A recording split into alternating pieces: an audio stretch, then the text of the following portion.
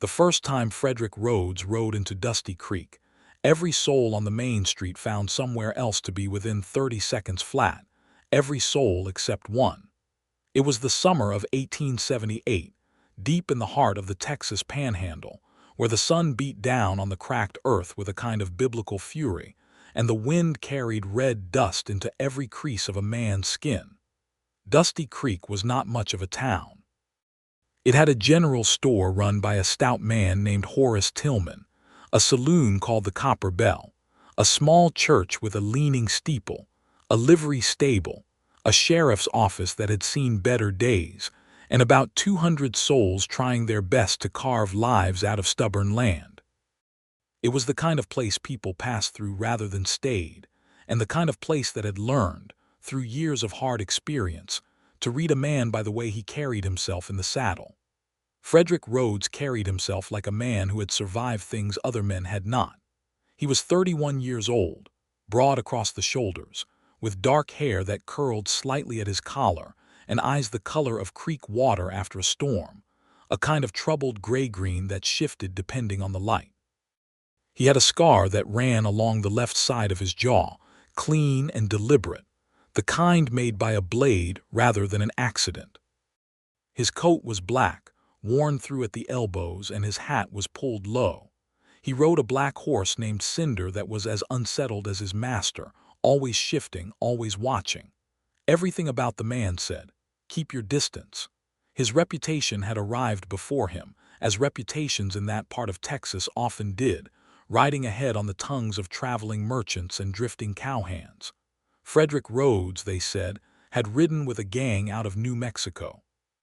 Frederick Rhodes had been involved in a bank robbery in Amarillo. Frederick Rhodes had once walked into a saloon in Abilene and walked out the only man standing. Whether all of it was true, nobody in Dusty Creek could say with certainty, but the broad strokes were enough. When he rode down the main street that July afternoon, the barber stepped back from his window.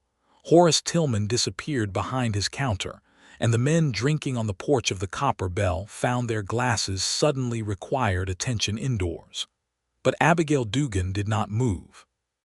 She was standing outside the general store, her arms full of flour sacks, her dark brown hair pinned loosely at the back of her neck with strands escaping in the dry wind.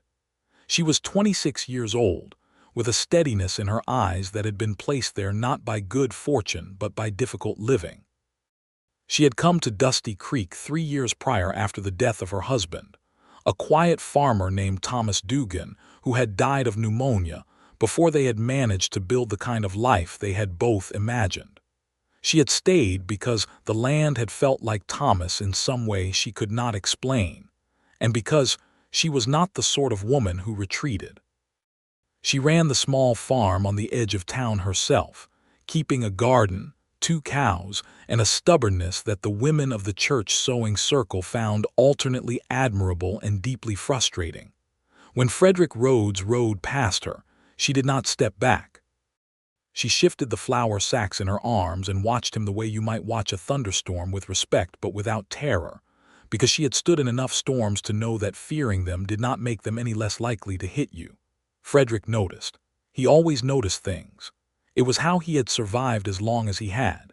He pulled Cinder to a slow stop and turned slightly in the saddle, looking back at her. She looked back at him with those steady brown eyes, and she did not look away first. He touched the brim of his hat. She gave a single nod. He rode on toward the livery. That night, sitting alone in the room he rented above the Copper Bell, a narrow space with a cot, a wash basin, and a window that looked out over the dark street, Frederick Rhodes told himself he would be gone by morning. He always told himself that. He had been telling himself that in one town after another for the better part of 6 years. It was what men like him did. They moved before the welcome wore too thin, before the sheriff got ambitious, before the past caught up with the present. He had business in Dusty Creek, plain and simple. A man named Garrett Cole owed him money, a debt from a time Frederick was not proud of but could not outrun. He would collect what was owed, and he would ride north toward Colorado, and he would leave this sunburned little town in his wake like every other. He was gone by morning, he told himself. But when morning came, it brought with it the smell of biscuits from the small eating house across the street, and the sound of a rooster that had absolutely no respect for a sleeping man, and Frederick found himself sitting on the edge of the cot, thinking about a woman who had watched him with no fear in her eyes. It unsettled him more than he wanted to admit. He went downstairs, ate a meal of salt pork and coffee that could have stripped paint off a fence post, and then went looking for Garrett Cole. He found the man he was owed by working at the livery stable, a narrow-shouldered, nervous fellow of about 40 with yellowed teeth, and the hunted look of a man who had been expecting this visit for quite some time. The conversation was brief and not entirely polite, but by the end of it, Frederick had the $60 owed to him tucked inside his coat, and Garrett Cole had the look of a man who had narrowly missed being struck by lightning. He should have saddled Cinder and ridden north. The money was in his pocket. There was nothing keeping him. He walked into the general store instead. It was not the largest or best-stocked general store Frederick had seen in his travels, but it was orderly, which he appreciated, and it smelled of cinnamon and coffee beans, which was pleasant after years on the trail. He was looking at a display of cartridges when he heard a voice from the back. "I have already told you twice, Mr. Tillman. The price I quoted is fair and I will not be coming down from it." There was a murmuring response, and then the same voice, firmer. "The eggs are fresh this morning and the cream is from this morning's milking. If you do not want them at that price, I will take them to the eating house, and Mrs. Farley will be very pleased to have them." Frederick turned and saw Abigail Dugan emerging from behind a stack of canned goods, a wooden crate in her arms, her expression the one people wear when they are being patient with someone who is testing that patience to its outermost limits. Horace Tillman was trailing behind her with his hands clasped in a posture of attempted negotiation. She set the crate on the counter with a firm thud. Her eyes moved to Frederick, and there it was again, that same direct, unfrightened look. A slight narrowing, as if she was reading something written in small print. Then she returned her attention to Tillman. "Well," she said. Tillman looked at Frederick, then back at her, then agreed to her price with the defeated air of a man who had been outmaneuvered again. Frederick bought a box of cartridges, a tin of tobacco he did not strictly need, and carried them out to the boardwalk. He had almost convinced himself to keep walking when the door opened behind him and Abigail came out with her empty crate, tucking some bills into the pocket of her apron. "You are still here," she said. It was not an accusation. It was an observation. "Still here," he agreed. She set the crate down and looked at him in the sunlight. Up close he could see that there were faint shadows beneath her eyes that suggested she did not sleep enough, and calluses on her hands that suggested she worked hard, and a quality about her mouth that suggested she had been both sorrowful and joyful in her life and had survived both. "You are Frederick Rhodes," she said. "I am. People say things about you. People usually do." She tilted her head slightly. "Are they true?" He turned the tin of tobacco over in his hands. "Some of them." "Which ones?" It was such a direct question that it startled a short, humorless sound out of him, not quite a laugh, but something in the vicinity. "The ones about the bank," he said, "are not entirely wrong. The one about Abilene is mostly exaggerated. The ones about New Mexico are complicated." She nodded as if this was reasonable. "I am Abigail Dugan. I have a farm on the east edge of town. I have lived here 3 years."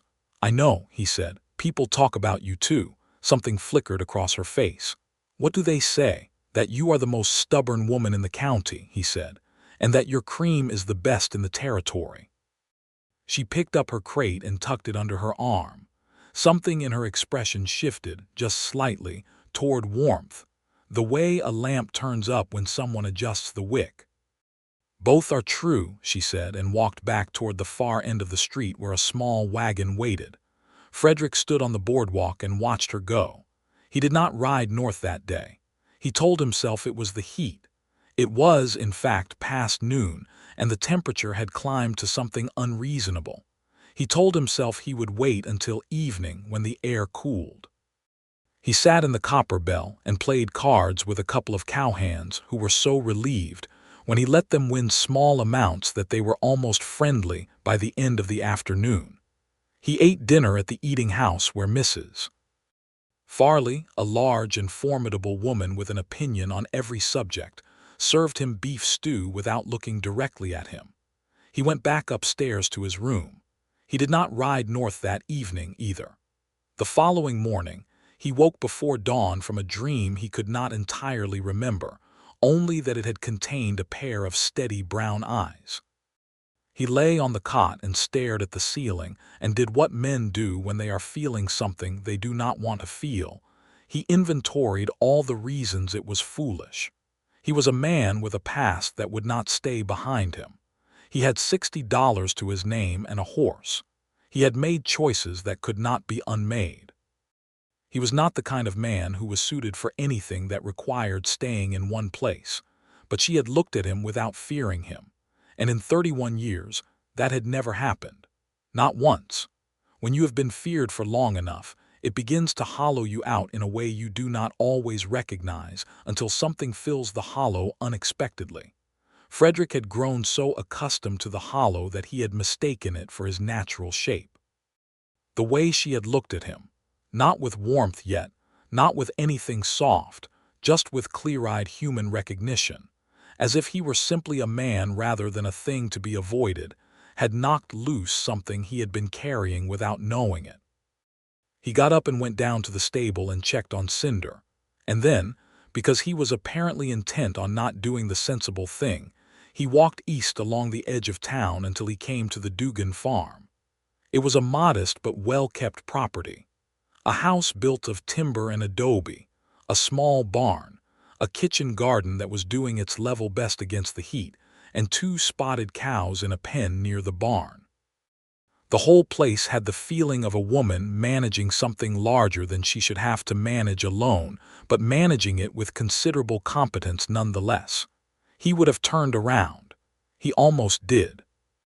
But the gate latch was broken not badly, just enough that it was hanging loose in a way that would get worse, and he stopped and looked at it for a moment. He had repaired more fences and gates than he could count in his younger years, before things went the direction they went. Without fully thinking it through, he bent down and examined the mechanism, found the loose pin, and fixed it with the small tool he kept in his coat pocket out of an old habit. He was just standing up when the front door opened and Abigail came out with a bucket, stopped when she saw him, and held very still. "I fixed your gate latch," he said, which was perhaps not the most eloquent opening. She looked at the gate, then back at him. "I can see that. It would have gotten worse." "Yes," she said, "I know. I have been meaning to see to it." She studied him for a moment with that unsettling clarity she had. "Why?" "I do not entirely know," he said honestly. A long pause. The cows regarded them both with the philosophical detachment unique to cows. The morning was cool still, the sky that particular shade of pink and gold that the Texas Panhandle did better than any place else in the world, and a meadowlark was singing somewhere in the grass beyond the fence. "Have you had breakfast?" she asked. "No. I am making biscuits," she said, as if this settled something. She turned and went back inside, leaving the door open. It was, Frederick would later understand, the most consequential open door of his life. He went in. The kitchen was small and warm, smelling of wood smoke and flour and coffee. There were dried herbs hanging from the ceiling beams and a calico cat sleeping on the windowsill who opened one eye to assess Frederick with exactly the level of suspicion he deserved, then closed it again. Abigail moved around the kitchen with the efficient ease of long practice, and Frederick sat in the chair she gestured him toward and did not say anything for a little while, because the room felt like a thing that might break if he was not careful with it. "Where are you from?" she asked, pulling the pan from the oven with a cloth. "Originally, Missouri, though I have not been there in many years. Family, not anymore." She glanced at him. Something in her expression acknowledged the weight of those 2 words without pressing on them. "I am from Ohio," she said. "I came west with my husband. He died 3 years ago." "I am sorry for that." "So am I," she said simply. She set a plate in front of him, biscuits, butter, and a fried egg, and poured 2 cups of coffee with the ease of someone who had been feeding people her whole life. She sat across from him at the small table. They ate in a quiet that was comfortable in a way that silences between strangers rarely were. "People are going to talk," she said at length, "about you being here." "People already talk," he said. "More than. Does that concern you?" She considered this seriously, buttering a biscuit. "Not particularly," she said. "People have been talking about me since I stayed on this farm alone instead of going back east when Thomas died. I have made my peace with being talked about." Frederick looked at her. "You are a surprising woman," he said. She met his eyes. "And you are a surprising man," she said. "But perhaps not in the way people think."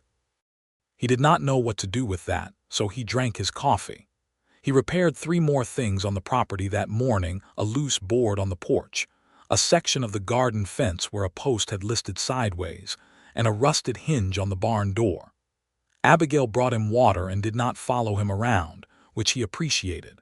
She gave him work and space in equal measure, as if she understood that some creatures need room to breathe before they can be still.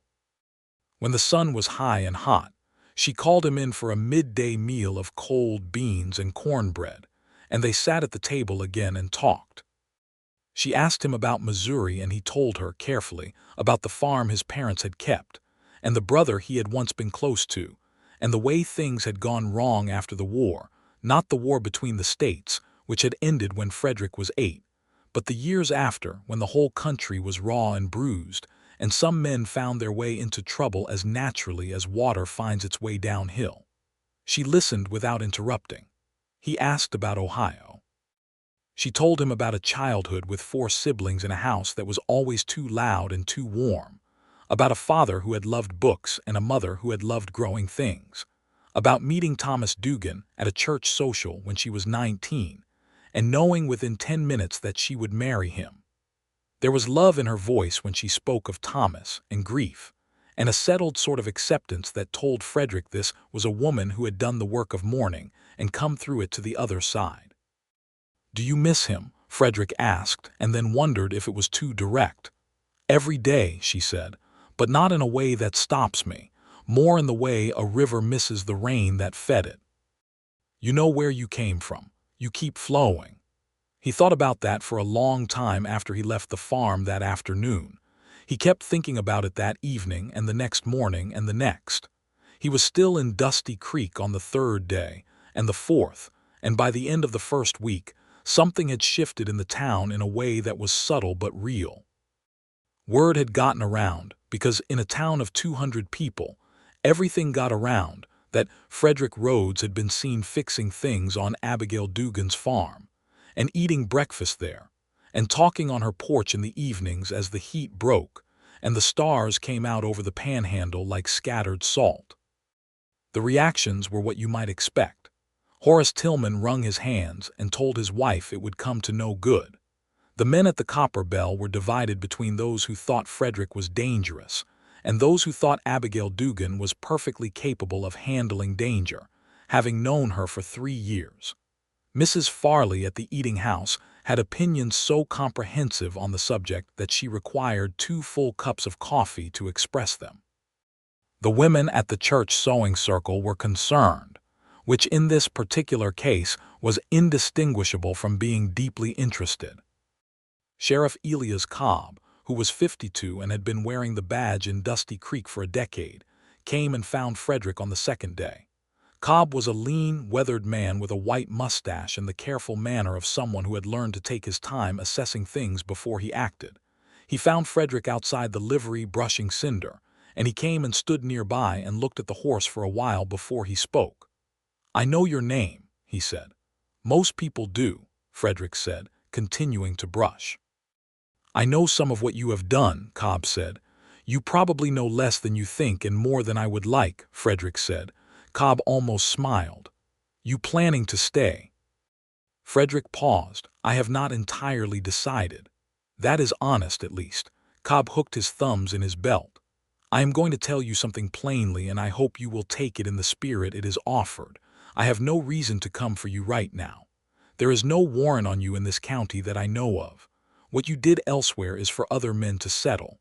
But this is a small town and the people in it are my people, and if there is trouble, I will be in the middle of it." "I am not here to make trouble," Frederick said. "No," Cobb said, studying him. "I do not think you are. That is the interesting thing." He paused. "Abigail Dugan is a good woman. One of the best I have seen in this territory. She has had enough hard things in her life." "I know," Frederick said quietly. "I just wanted to make sure you knew," Cobb said, and walked back toward his office. That evening, Frederick went to the farm as the sun was going down and found Abigail sitting on her porch with a book open in her lap, though she was not reading it.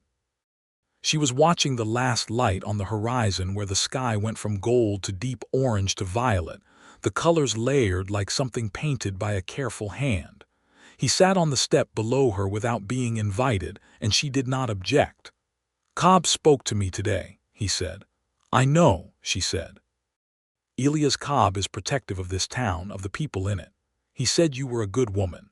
Did he say anything else? He said you had had enough hard things." A quiet settled. A night bird called from somewhere in the grass. The last lip of the sun disappeared below the horizon. "I have told you things about myself," she said at length, "that I have not told many people. I want you to understand that I do not do that lightly." "I know," he said. "And you have told me things," she said. "Things about what you have done and how it happened. I have not missed any of it and I have not set it aside. I am weighing it honestly." "And what is the result of that weighing?" he asked. She looked down at him, and in the last of the evening light her face was very clear and very open. "I think you are a man who made choices in bad circumstances," she said, "and who has been carrying them ever since. I think you are capable of more than you have been, and I think you staying here frightens you more than riding away ever has." The accuracy of this hit him somewhere in the chest. He looked out at the darkening panhandle and did not say anything for a moment. Then that last part especially. "Yes," she said gently, "I could tell." "I do not know how to do this," he said. He was not talking about carpentry. "Neither do I," she said. "Not any more. It has been a long time." She paused. "But I find I would like to try if you are willing to stay long enough to find out." He turned and looked up at her. She was looking back at him with those steady eyes that did not flinch, that had never flinched from the moment he rode into this town, and he felt, for the first time in more years than he could count, that he was being seen. Not the reputation, not the record, him. The man underneath all of it, the one who had grown up wanting something quiet and had gone so spectacularly wrong in getting there. "I am willing," he said. She nodded once, as if they had reached a practical agreement, and returned to her book.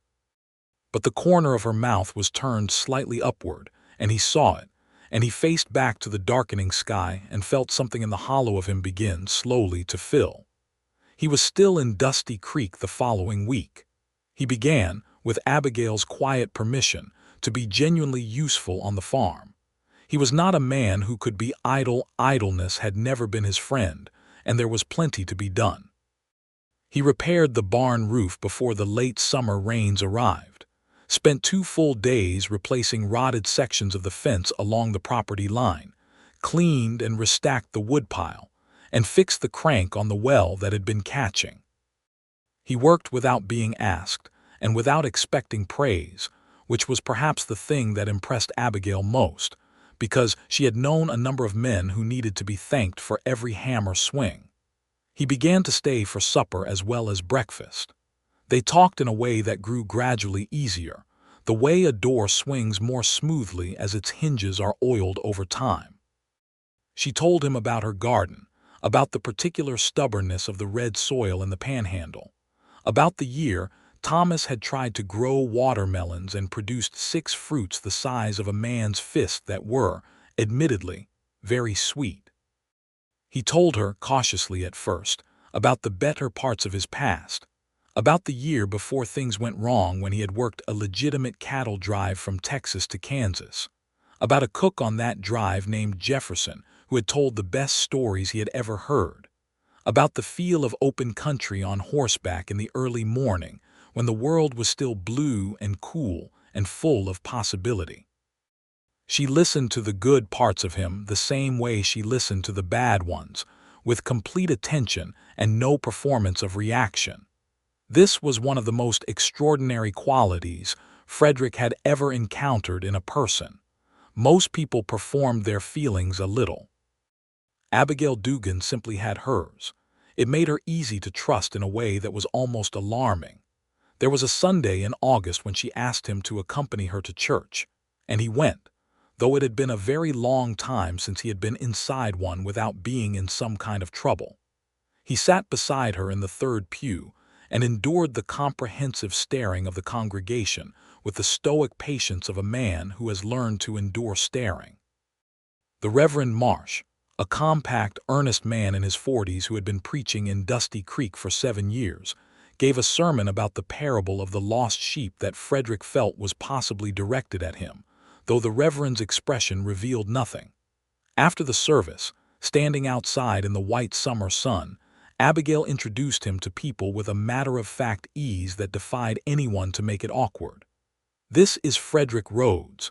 He has been helping at the farm." She said it the way you might say the sky is blue, as simply and as confidently as a fact.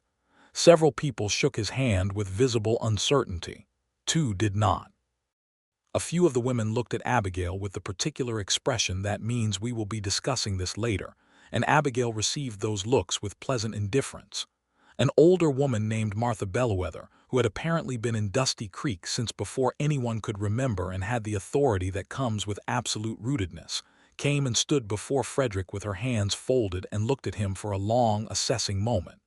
"Can you plow?" she asked. "Yes, ma'am," he said. "Can you make a chair?" "I have made several. Are you a drinker? Not to excess. Are you a man of your word?" He hesitated. "I am trying to become one again," he said. She nodded. "That is an honest answer," she said, and moved on, which Frederick gathered was about as close to a blessing as Martha Bellwether was likely to issue. Abigail was watching this exchange from a few feet away. When Martha walked off, she came to stand beside him. "Martha Bellwether helped me through the winter Thomas died," she said quietly.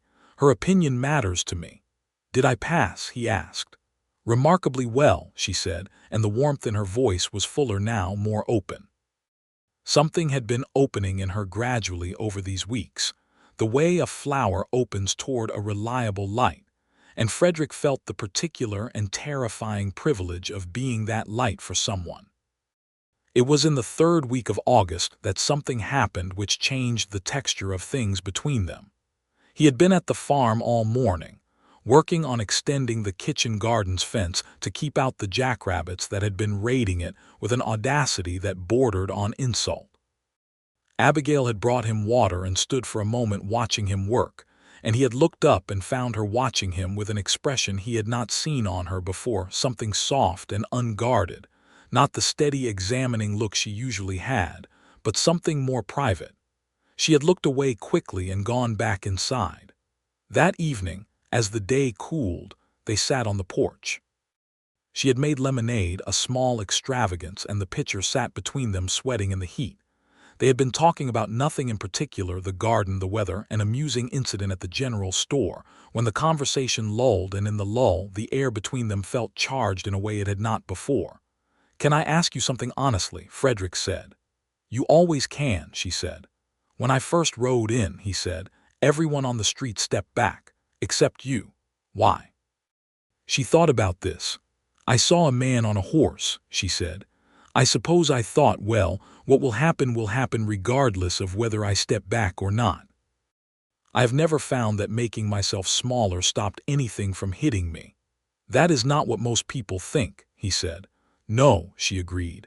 "But most people have not had what I have had. After Thomas died, I was so afraid of everything. For a time. Just absolutely terrified of the future and what was in it. And then I woke up one morning and thought, I can be afraid of everything and still have to get up and milk the cows and plant the garden. So I might as well just get up and do it. You decided not to be afraid. I decided that fear was not as useful as I had been told it was." She turned to look at him, and the porch lamp was lit now, making the light around her warm and close. "What is it you are afraid of, Frederick?" The question was quiet and direct, the way all of her questions were. He looked at his hands. that I am too far gone to deserve something like this," he said. She was quiet for a moment. Then she reached over and put her hand over his briefly, barely a moment, and then removed it.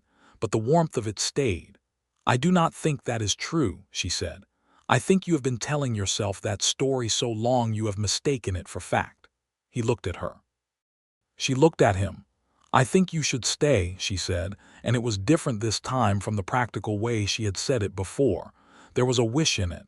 "I think I should too," he said.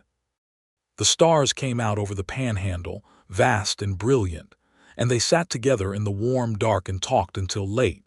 And when he finally went back into town, he walked with something in his chest that he had no existing name for, but which he recognized, even if he had not felt it in a very long time, as hope. September came, and with it the slight easing of the heat and the first faint browning of the grass. Frederick had, without quite making a formal announcement about it, settled into something like a life in Dusty Creek. He had moved from the room above the Copper Bell to a small room at the back of the livery stable that old Pete Saunders, the liveryman, had been using for storage, and which Frederick, with some work, had made habitable. It was not much, but it was more than a cot above a saloon. He began doing repair work for other people in town, initially because Abigail had mentioned to a few people that he was good with his hands and could be trusted, and then because the work came on its own. He rebuilt a section of the fence around the churchyard. He repaired a wagon wheel for a farmer named Dillard who lived 4 miles out and who shook his hand at the end with a grip that was more friendly than Frederick had expected. He helped Mrs. Farley at the eating house replace 2 rotted boards in her floor, and she fed him a slice of apple pie afterward and told him, with the air of someone issuing a legal ruling, that he seemed to be doing better than she had expected. The town was warming to him. Not all of it, and not entirely, but enough. The wariness was still there at the edges. It would be foolish to pretend otherwise, but he was no longer being watched with the taut expectation of trouble. People said good morning. Horace Tillman at the general store had stopped going behind his counter when Frederick came in and had progressed to occasional conversation about the weather and the price of nails. Frederick noticed the change and did not take it for granted. He understood what it meant that trust in a small place was a careful, slow-growing thing, and that if you disturbed it carelessly, it was gone. He was careful. His relationship with Abigail was evolving in a way that was steady and sweet, and unlike anything in his experience. They spent time together every day, and the time had acquired a particular quality, easy and bright, full of conversation and comfortable silence, and the low-level current of feeling that neither of them had named yet, but which was understood between them as fully as if they had. She came to meet Cinder one afternoon at the stable, and the horse, who was not usually generous with strangers, accepted the apple she offered and allowed her to stroke his nose, and Frederick felt an unreasonable amount of emotion about this. She showed him her kitchen garden in the detail it deserved, walking him through the rows and naming each plant with a quiet affection that told him these were not merely crops, but something she had grown from seeds she carried, quite literally, from Ohio. Her mother had sent them with her when she left, in a little packet tied with string. Some of the herb seeds were from a garden that had been in her family for 2 generations. He told her about Missouri again, more this time, about the smell of the river on summer mornings and the particular green of the corn in July, and how his mother had made jam from wild plums every autumn without fail, and the whole house had smelled of it for days. He had not talked about these things in years. He had not had anyone to tell. On a warm September evening, they walked to the edge of her property and watched the sun go down over the flat western horizon, and he reached over and took her hand, and she let him, and they stood there in the dying light of the day holding on to each other with the careful attention of people who have had things taken from them and know how to hold something gently. "Frederick," she said. "Yes," he said. "I think I am falling in love with you," she said. Simply, clearly, the way she said all things. He tightened his hand around hers. His throat felt tight in a way that was not unpleasant. "I know I am falling in love with you," he said. "I have known it for some time. I was waiting to be sure I had any right to say it." She turned to look at him. "Did you arrive at any conclusion?" "I arrived at the conclusion that I want to be the kind of man who has the right to say it," he said, "and that I intend to spend whatever time I have left being that man." She looked at him for a long, still moment, and then she stepped forward and kissed him, very gently, with the last warmth of the September sun on both of them and the wide Texas sky above and the whole wide world feeling, for one extraordinary moment, like it was exactly the right size. October brought the trouble. It always did, in Frederick's experience. The moment something good began to take root, some frost arrived to test it. This particular frost came in the form of two men who rode into Dusty Creek on a Wednesday afternoon. Their names were Chet Laramie and Danny Rowe, and they were men from the New Mexico years, men who had ridden with the same outfit Frederick had once been part of before he found his way out of it. They had been tracking the $60 that Garrett Cole had paid Frederick, not because they had any particular claim to it, but because it gave them an excuse to find him, and finding Frederick Rhodes was apparently on their list of things to do. Frederick saw them from the livery door as they rode in and felt the cold particular to old trouble arriving unannounced.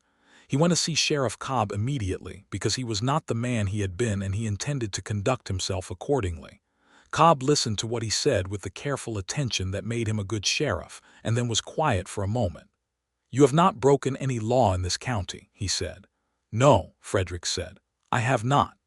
"These men, do they have paper on them?" "Chet Laramie has paper in 2 counties in New Mexico. Danny Rowe I am less certain about." Cobb nodded. "I will look into it. In the meantime, you conduct yourself the way you have been conducting yourself. Do not give me anything to worry about." "I will not," Frederick said. He went to the farm that evening and told Abigail. He told her plainly without softening it because she had asked to know what was true and he had promised her true. She listened with her hands folded on the table and her face very still. When he finished, she was quiet for a moment. Then, "What do they want?" "To make their presence felt," he said. "To remind me that the past knows where I am." "And what will you do?" "What I told Cobb I would do. Nothing that gives him cause to worry about me. Stay in the clear." He paused. "Abigail, I need you to understand I am not going to run. I am not going to do anything I should not, but you should know about this." She looked at him steadily. "I am not afraid," she said. "I know," he said. "That is the thing about you, but even you should be careful." "I am always careful," she said, "and you should not confuse careful with afraid." She unfolded her hands and set one on the table between them, open, waiting. "We handle this together." He put his hand in hers. The next 2 days were tense in the quiet way that tension in small towns always was perceptible beneath the surface, like a river with a strong current that looks calm from the bank. Laramie and Rowe were at the Copper Bell, drinking and talking too loud, making the particular performance of men who want their presence known. They spoke Frederick's name in ways designed to reach him. They had, so far, done nothing that Cobb could formally address. On the second day, Laramie found Frederick outside the livery. He was a broad, rough-featured man with a beard that was partly gray and eyes that had the flat quality of someone who did not attach much weight to other people's well-being. He came up and stopped and looked at Frederick with a sort of amused contempt. "You have gotten comfortable," he said. He meant it as an insult. "Yes," Frederick said. He was working on a piece of tack that needed resewing and he did not stop. "I have. Fixing fences, eating with the widow woman." Laramie shook his head slowly. "What are you doing here, Rhodes?" "Living," Frederick said simply. Laramie looked at him for a long moment. "There are people who feel like you owe them something." "I do not owe anyone in the New Mexico outfit anything," Frederick said. "I left clean and you all know it. Clean is a matter of perspective." Frederick set down the tack and looked at Laramie directly. "I am going to say this once. I am not who I was. I am not going back to what I was. You and Rowe can stay in this town and drink yourselves into the ground, and I will not have a thing to do with it. But if either of you move in the direction of anyone in this town who has done nothing to you, I will see to it personally that Sheriff Cobb has everything he needs to make your stay here a permanent one. And you know me well enough to know I mean that." Laramie studied him for a long moment. Something moved behind his flat eyes, not fear exactly, but a calculation, the kind made by men who have survived by knowing when not to push. "You have gotten soft," he said. "I have gotten clear," Frederick said, and picked up the tack again. Laramie left.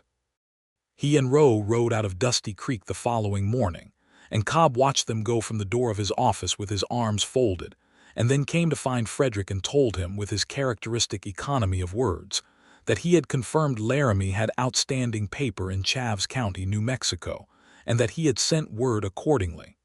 "That should keep him from wanting to attract too much attention around here," Cobb said. Frederick nodded. "Thank you." Cobb was quiet for a moment. "You handled yourself well," he said. "I was watching." "I told you I would," Frederick said. Cobb looked at him with something that was not quite warmth but was at least a close neighbor to it. "Yes," he said, "you did." He went back to his office. That evening Frederick went to Abigail and told her it was done.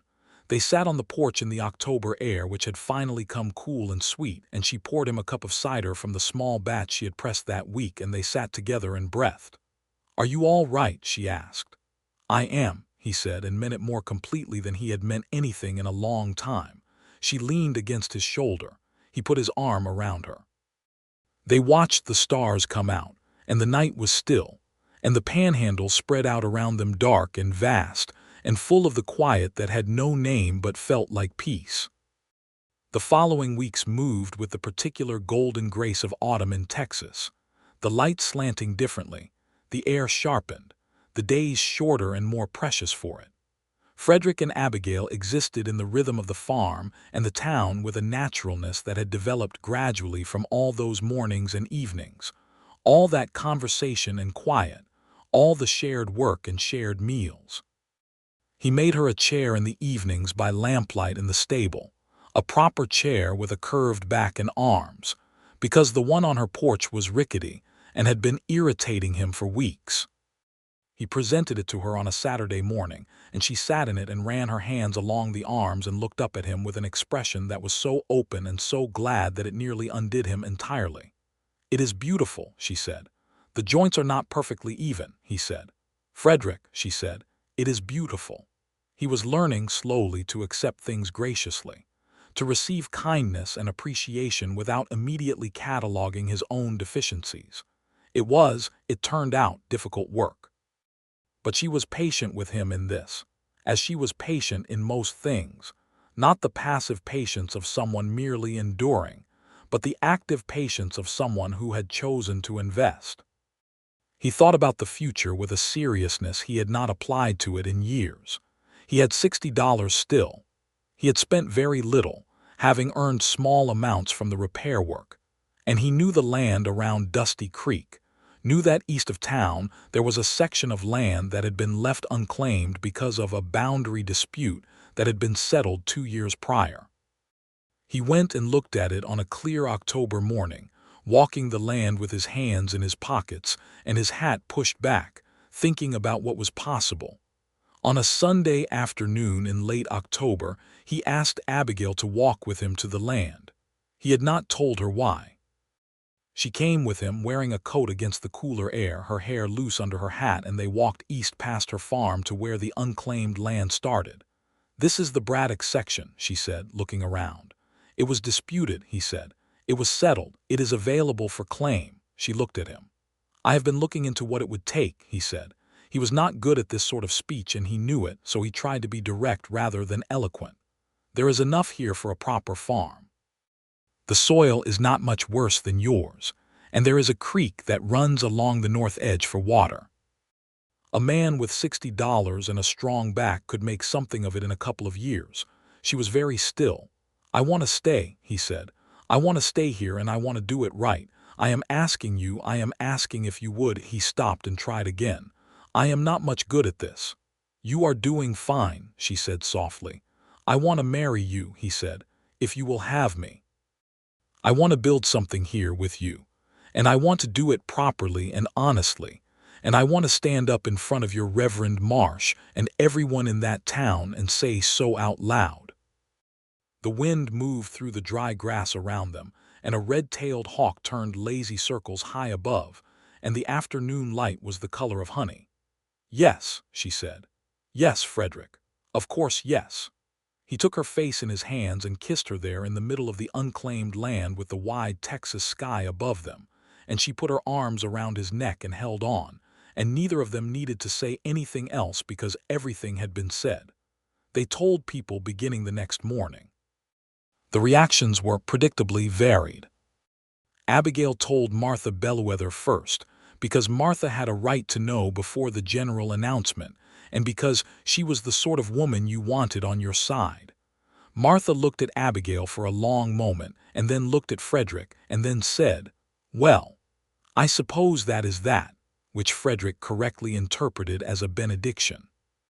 Mrs. Farley at the eating house took the news with a comprehensive emotional response that included both tears and an immediate offer to supply the wedding cake, which she declared without being asked would be 3 layers and include dried fruit because anything less would be, in her opinion, insufficient for the occasion. Horace Tillman shook Frederick's hand and said, without his usual nervousness, that he hoped they would be very happy. The Reverend Marsh met with them on Tuesday and pronounced himself pleased to perform the ceremony, and spent a considerable part of the meeting talking to Frederick about the possibility of getting involved in a men's Bible study group, which Frederick received with open-minded good humor and Abigail received with a smile she mostly managed to conceal. Sheriff Cobb found Frederick that afternoon and shook his hand with a grip that said, simply and fully, that this was right, and that he was glad of it. There was still the matter of Frederick's past to be addressed honestly, not for the town's benefit but for his own sense of what was required. On a Monday morning, he went and sat in Sheriff Cobb's office and told him everything, laid out plainly, every job he had been involved in, every town where his name might still carry trouble. He had thought about this carefully and decided that if he was going to build a life in Dusty Creek, he would build it on ground that was actually clear, not ground he merely hoped was clear. Cobb listened to all of it with the same careful attention he brought to everything, and when Frederick finished, there was a long silence. "The Amarillo Bank matter," Cobb said. "I need to write to the sheriff there." "I know," Frederick said. "I was not the one who handled the teller. I drove the wagon and I have never pretended otherwise, but I was not the one who drew on anyone." Cobb nodded. "It will need to be sorted." "Yes, I know," Cobb wrote to Amarillo. Frederick waited, and it was not a comfortable few weeks, but he waited with a steadiness that surprised him, because before Dusty Creek and before Abigail, he would have run from the uncertainty. Now he stayed, because staying was the only way to prove that he was who he wanted to be. The letter came back in mid-November. The man who had been the primary party in the Amarillo robbery had been arrested and tried 2 years prior, and the case was considered closed. Frederick was identified as a minor accomplice, and the concluding note from the Amarillo sheriff said dryly that if he kept his nose clean, they had no interest in expending further resources on a closed matter. Cobb read it to him, and Frederick released a breath he felt he had been holding for a month. "That is as clear as it is likely to get," Cobb said. "Yes," Frederick said, "it is." The wedding was set for the first Saturday in December, which gave the town something to plan for and gave the church women, who were deeply invested in the planning, 3 weeks to be satisfyingly busy. Abigail was not much interested in fuss. She wanted the ceremony to be real and the people around her to be the ones who mattered. But she submitted to a portion of fuss because she understood that in a small town, a wedding was a community event, and the community had earned some stake in it. She had a dress made, not a grand affair, but a deep blue wool that brought out the warmth in her eyes, and she made Frederick go to Tillman's and buy himself a proper shirt and a coat that did not have worn-through elbows, and he submitted to this with the good grace of a man who has learned what battles are worth having. The day before the wedding, they sat in her kitchen in the late afternoon, and Frederick made them both coffee, and they sat at the small table where so many things had been said, and it was quiet and perfect and complete in the way a song is complete when all the notes are in the right place. "Are you frightened?" she asked him. "Of what?" "Of this. Of staying." "Of all of it." He thought about it seriously. "I thought I would be," he said. "All the weeks leading up to this I kept waiting for the fear to show up. It used to come for everything, every decision, every morning." He turned his cup in his hands. "But it is not there, not the way it was." She was watching him. "I think," he said, "that when you have spent long enough running from something, you forget that the thing you are running toward might actually hold still." He met her eyes. "You held still." That was what changed it. She reached across the table and took his hand. "I am not frightened either," she said. "I was frightened after Thomas for a long time. Of caring about someone again, of what it meant to let someone in. But you," she stopped and started again. "You came into this place and you were careful with everything. You have been careful with me, and I have watched you be careful with this town, with these people, with your own choices. A careful man is a safe man. Not safe in the sense of never being dangerous, but safe in the sense that matters. I will always be careful with you," he said. "That is a promise I know I can keep." She squeezed his hand. The Saturday came bright and cold. The way December in the Panhandle sometimes is, the sky a clean, hard blue and the air sharp enough to make your breath show, and the light falling clear and merciless on everything and making it beautiful. The whole town came to the church. Not all of them were entirely at ease with Frederick Rhodes, but they came because Abigail Dugan was one of theirs, and the occasion demanded it, and also because Mrs. Farley's 3-layer cake was going to be served at the reception in the church hall, and people had been talking about that cake for 3 weeks.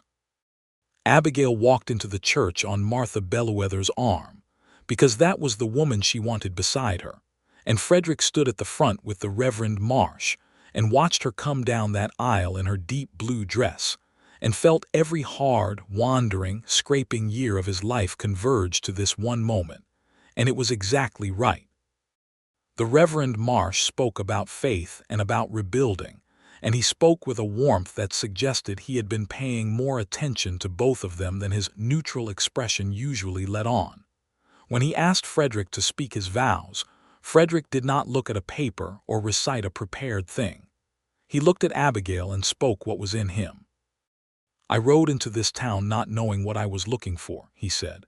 "You were the only person who did not step back from me, and I have thought about that every day since. You have given me, without being asked, without any requirement that I deserve it first, the experience of being known and found worthy. I intend to spend every day of my life earning what you gave me freely. I will stay. That is my vow. Whatever else I am able to give you, that first. I will stay." There was a silence in the church that was the good kind.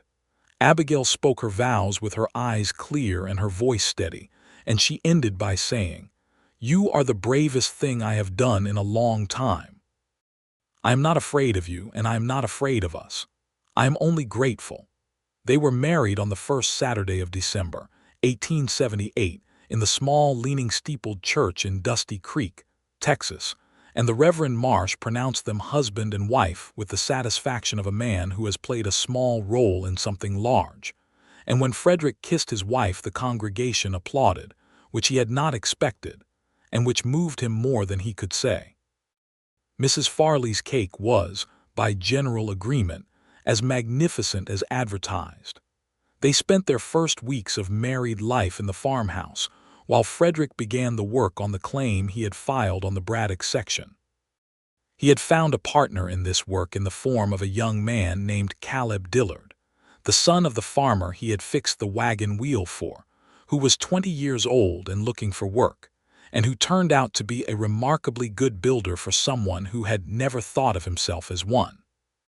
Together they spent the winter laying the foundation and framing the first structure, not the main house yet but a proper barn, because you started with the animals, and the land and the house came from the stability that followed.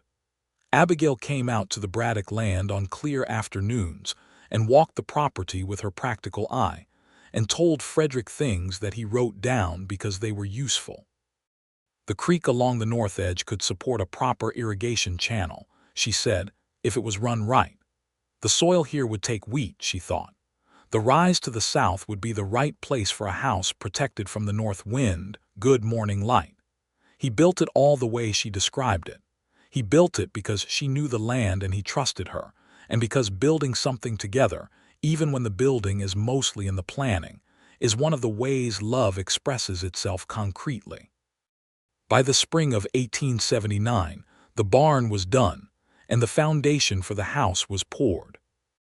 They were still living in Abigail's farmhouse, and would be for another season, but the land was being worked, and there was wheat in the ground on the Braddock section, and the future was becoming visible in the particular way that futures become visible when someone is building toward them daily.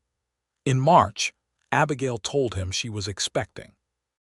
He was in the kitchen when she told him, coming in from the cold with his coat on and his face wind-burned, and she was at the stove, and she turned and looked at him with an expression that was almost apprehensive.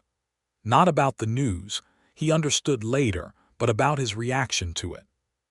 She did not yet know, in the deepest part of her, that all the things she might offer him would be received with the same gratitude with which he had received the first breakfast she ever made him.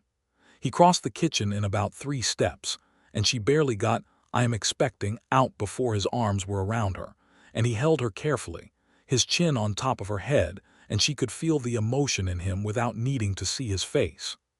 "Are you glad?" she asked. "Abigail," he said into her hair, "I am so glad." She put her arms around him, and they stood in the warm kitchen, and the morning light came through the window, and the calico cat watched them from the windowsill with the magisterial approval of a creature that has decided things are in order. The summer of 1879 was hard in the way that summers on that land were, the heat relentless, the work constant, the reward existing mostly in the future tense. But it was also the most complete summer of Frederick's life. He worked the land with Caleb Dillard, and the wheat came up, and the house on the rise was taking shape, beam by beam. He went home to Abigail every evening, and she was the kind of presence that made a house feel inhabited in the right way, filling it with cooking smells and the sound of her voice, and the particular order that was her way of expressing care. The baby was born in October, a boy, strong and dark-haired, who announced his arrival in Dusty Creek with a vigor that Mrs. Farley declared she could hear from 3 houses away, which was probably an exaggeration, but in the spirit of celebration was forgiven. They named him Thomas, for the man Abigail had loved first, because Frederick understood that naming the boy that was not a diminishment of what he and Abigail had built, but rather a recognition that her whole heart, including the parts shaped by Thomas Dugan's love and Thomas Dugan's loss, was what he had fallen in love with. Martha Bellwether came to see the baby on the second day, and held him with the practiced confidence of a woman who had held many babies over many years, and looked at Frederick with an expression he had never seen from her before, something quiet and approving, all assessment done, verdict rendered in his favor. "Thomas Rhodes," she said. "Thomas Frederick Rhodes," Frederick said. Martha nodded. "Good name." Sheriff Cobb came too, and sat in the chair by the window with the baby in his lap with an expression of deep contentment, and told them it was a fine thing, and Frederick shook his hand and meant every inch of the gratitude in it. Reverend Marsh christened Thomas on a November Sunday when the sky was low and gray, and the panhandle wind had teeth, and the congregation looked at the baby with the proprietary warmth of a community that has been present at many of the events that made him possible, which, in its way, they had. They moved into the new house on the Braddock land in the spring of 1880. It was not a grand house, but it was a good one, timber-framed, properly chinked against the wind, with 3 rooms and a covered porch that faced east to catch the morning light, and a kitchen that Abigail had had particular opinions about and which was therefore exactly right. Frederick had carved her initials into the main beam of the porch, ADR, with the dates below, 1878. It was the only decoration he had thought of independently, without being prompted, and she had seen it when they came to move in and stood in front of it for a long moment with her hand over her mouth. "ADR," she said. "Abigail Dugan Rhodes," he said. "I did not want you to lose either name." She turned and looked at him with the full force of everything she felt, and she did not have to say a word, because he could read her by now as clearly as she had always read him. By the summer of 1880, the wheat was doing well enough to be sold, and Frederick had added a small herd of cattle, 12 head, purchased with what they had saved, and Caleb Dillard was working the land with him as a full partner in the day-to-day operation, earning his wage and learning fast and filling out in the way that young men do when they find work that suits them. The Dusty Creek community had shifted around Frederick in the way that communities do when they observe a man rebuilding himself in plain sight over enough time. The wariness mostly gone now, replaced by the straightforward relations of neighbors who have worked through their first impressions and arrived at something more accurate. He was not, and would never be, the most popular man in town.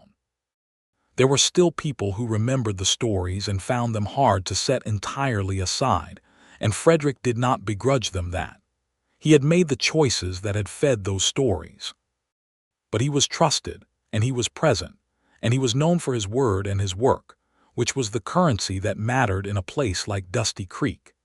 He and Sheriff Cobb had arrived at a genuine friendship, a quiet one, built on the same economy of words that Cobb brought to everything, expressed largely in the form of regular games of chess on Thursday evenings at the sheriff's office, where they moved pieces in meditative silence and occasionally said something worth saying.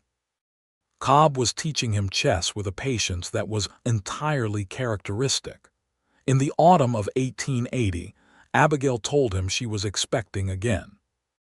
This one was a girl, born in the June of 1881, who arrived with considerably less drama than her brother, but announced her presence through a persistent and opinionated wakefulness that suggested she had thoughts about everything, and intended to share them at all hours. They named her Clara for Abigail's mother, and Clara Rhodes proved in the first months of her life to be exactly the sort of child her mother was: observant, direct, entirely unconcerned with other people's expectations. Thomas, who was nearly 2, regarded his sister with the resigned philosophical acceptance of a firstborn encountering the universe's tendency toward complication, and then, over the following weeks, began to adore her with the wholehearted intensity that small children bring to their affections. Frederick held Clara the night she was born and sat in the chair by the window in the new house, on the land he had built with his own hands, and thought about the man he had been when he rode into Dusty Creek 3 years before, the one who could not imagine staying, who had never had cause to imagine it. He thought about the street and the scattered townspeople and the one woman standing still. He looked at his daughter's face in the lamplight, then at his wife asleep in the bed, then out the window at the deep Texas night. He had not left, not because he could not because he was trapped or obligated or had run out of road. He had stayed because she had made staying possible, and then staying had made the staying make sense. And now the staying was the whole of his life, and there was nothing in him, not a single thing, that wanted to be anywhere other than where he was. The years that followed were years of building, not dramatically, not with great upheaval, but steadily and completely, the way real things are built. The wheat farm grew until it was one of the more productive operations in the county.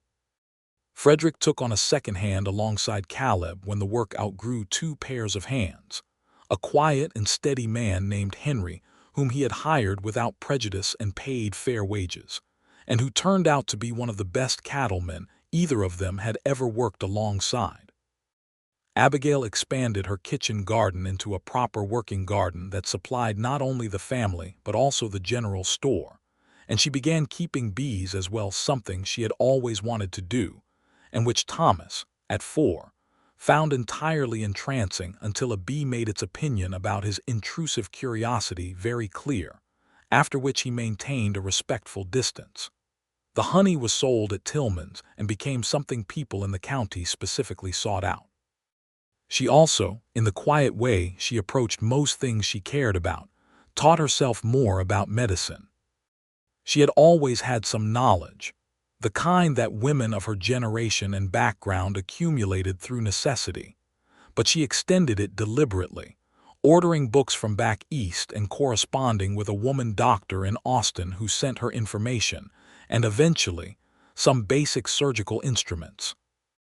The women of Dusty Creek found her knowledge useful in the way communities always find an informed woman useful, and there was a rotation of problems. A difficult birth here, a bad cut there, a child with croup or a wound that needed careful cleaning, that came to Abigail's door with the assurance that she would address it steadily. Martha Bellwether, who was aging but showed no signs of being anything other than eternal, observed all of this and declared Abigail a genuine asset to the territory, which was, from Martha, approximately equivalent to a formal commendation.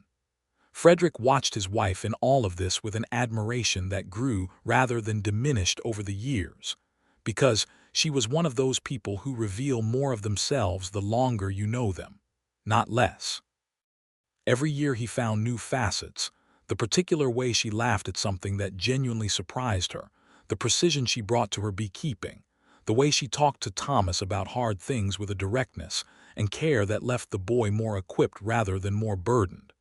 She was, he thought often, the best person he had ever known. The thought did not make him feel small, the way inadequacy once had. It made him feel lucky, which was a feeling he had not expected to ever have. In the spring of 1883, they had their third child, a boy named James, after Frederick's father, who arrived on a rainy April night and seemed immediately comfortable in the world, which his parents took as a good omen. James grew up easy and smiling, with his father's coloring and his mother's steadiness, and fell in love with the cattle operation at an age when most children were still primarily interested in dirt. The three children grew alongside the farm and the town grew alongside them. By 1883, Dusty Creek had nearly 300 people and a second general store, and a schoolhouse that had been built the year Thomas started attending it. Frederick sat on the school board, not because he had ever imagined himself on such a thing, but because Abigail had pointed out correctly that he had opinions about education that were worth contributing, and because the community had gotten to a place where his presence on a school board was not a subject of debate. Sheriff Cobb retired in 1883, and at his retirement supper held at Mrs. Farley's eating house, which had expanded considerably to accommodate the town's growth. He stood and said a few things and then looked directly at Frederick and said that in his 40 years of wearing a badge, he had rarely seen a man turn himself around as cleanly and as completely, and he was grateful to have been present for it. The room was quiet for a moment, and then someone started clapping and it spread, and Frederick sat at the table with Abigail's hand in his and felt something that was not embarrassment exactly but a close and overflowing neighbor to it. He stood up because it would have been wrong not to. "I had help," he said. He looked at Abigail. "I had considerable help."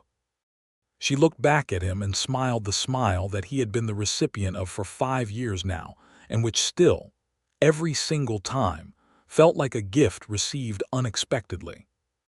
On a December evening in 1883, 5 years to the month from the day they were married, Frederick and Abigail sat on the porch of their house on the Braddock land, his land, their land, Thomas and Clara and James's land, and listened to the children playing inside, the noise of a full house carrying through the walls warm and real, and watched the stars come out over the panhandle the way they always did, vast and generous. "Do you remember the first morning?" she asked. "In your kitchen," he said. "Yes. Every detail." "You were so careful about everything," she said, "like you were worried the whole thing might break if you moved wrong." "I was," he said. "I had never had something to be careful about before, not like that." She leaned against him. "You have not broken anything yet." "I have made it a practice," he said. She laughed, and it was the real one, the one that meant she was entirely at ease, and he put his arm around her and they sat together in the cold December air with the lamplight in the windows and the stars above and the whole of the life they had built spread around them in every direction. The land, the children, the town, the years. He thought about a man on a black horse riding down an empty street, all the doors closing and one woman standing still. Everything came from that, from her not stepping back, from the particular quality of her, the steadiness, the absence of fear, the willingness to look at a man others had decided was dangerous and ask him plainly which of the stories were true. "Abigail," he said. "Yes," she said. "I want to say something." "Then say it," she said, simple and direct as always. "I have thought about it many times," he said, "why you did not step back that day. The first day. You have told me your reasons and I believe them and I understand them. But I have also thought about what it meant for me, that in 31 years of living and in all the things I did and all the places I was, I never once had anyone look at me and not find something to be afraid of. And then you did. You just looked at me like I was a person." He stopped for a moment. "It undid me," he said. "I could not leave because of it. I knew it that first morning, even before I knew anything else. I could not leave because you had made me visible in a way I had not been, and I was not willing to give that up, even if I had wanted to, which, after about 3 days, I very much did not." She turned and looked at him in the dark. Her face was the face he knew better than any other, the one that had become as necessary to him as water, as light. "I know," she said softly. "I watched it happen. I watched you decide to stay over and over every day until it became who you were." "Who are you?" he asked. "What do you mean? Who are you to have done all of that, just by looking at a man without flinching?" She was quiet for a moment. The stars were very bright. The children's voices carried through the walls, Thomas explaining something to Clara in the patient, slightly superior tone of an older sibling, and Clara responding in the tone of someone who was going to take the explanation under advisement but reserved the right to her own conclusions. "I am just a woman," Abigail said, "who decided that what a person might become was worth more attention than what they had been." She paused. "And I have never been sorry about that. Not once. Not for a single moment." He kissed her there in the December cold, on the porch of the house they had built together, with the land around them and the stars above, and the lives they had made present in every direction. Inside the house, young Thomas was now attempting to explain chess to Clara, who was 7 years old, and had decided she understood it better than he did. And James, at 2, was observing this debate with the serene confidence of a child who knows he is the best beloved, and therefore has no anxieties about anything. The calico cat, who had moved from Abigail's old farmhouse to the new house with the absolute authority of a creature that considers itself the center of any household, was sleeping on the best chair with her paws tucked under her, and her tail wrapped around her, and her expression denying any awareness of the chess dispute in her vicinity. The old Dugan farmhouse had been rented to a young couple newly arrived from Tennessee, trying to find their footing in the panhandle the way people always did, and Abigail had brought them bread on their first day, and told them which soil took well to what, and introduced them to Martha Bellwether, and generally made them feel that they had arrived somewhere rather than merely somewhere. The wheat on the Braddock land was producing well. The cattle herd had grown to 40 head. Caleb Dillard had gotten himself a wife the previous year, and was building his own place a half-mile east, and the farm next door would be good company for the children as Caleb's family grew. The school had a teacher now, a young woman of 23 from San Antonio named Miss Reeves, who was rigorous and demanding, and whom Thomas adored with the dedication of a child who has found someone challenging him appropriately. Frederick had helped build the schoolhouse addition in the fall, and Miss Reeves had thanked him with the formal gravity of a young professional who was still learning how to receive gratitude. Dusty Creek was larger and louder than it had been when Frederick rode in on that July afternoon in 1878, and it was not a perfect place. No place is, but it was alive and growing and full of people who were mostly trying their best in a difficult country. And it was, for Frederick Rhodes, the only place on earth he wanted to be. He had been feared before he was known. He had been known before he was trusted. He had been trusted before he was loved. The journey from the first to the last had run through one farm on the east edge of town, and one woman with steady eyes, and the particular courage of someone who had learned that fear, however understandable, was often simply wrong about the thing it was afraid of. On the morning of their 5th wedding anniversary, he woke before her and made the coffee and brought it out to the porch, and stood in the early light watching the Braddock land wake up, the frost on the grass burning off in the first sun, the cattle moving slowly in the near pasture, Cinder in the small corral turning his old head toward the house, as he always did when he heard the door. The sky was pink in the east and the air was cold and clean, and the morning was as good as a morning can be. He heard the door behind him, and Abigail came out in her coat with her hair loose, accepting the cup he held out without a word. They stood together and watched the sun come up over their land. 5 years, she said. 5 years, he agreed. Are you still glad you stayed? She asked, and she was teasing him, the warm, particular tease of someone who knows the answer absolutely. He looked at her, at this woman who had simply looked at him without flinching, and in doing so had reached into a man who had been hollow for a very long time and given him everything, and he said what was simply and entirely true. There is not a single morning that I am not, he said.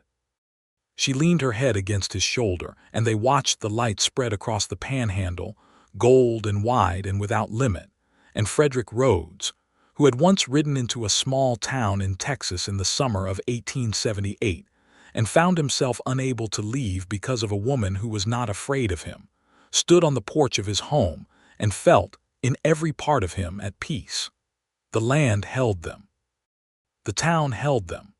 The children's voices would be in the air in another hour, and the day's work was waiting, and all of it, every bit of it, was his, given to him not by luck or force, but by the steady, gracious, unfrightened love of a woman who had looked at him from the first as if he might be worth something. He had spent every day since proving that she was right,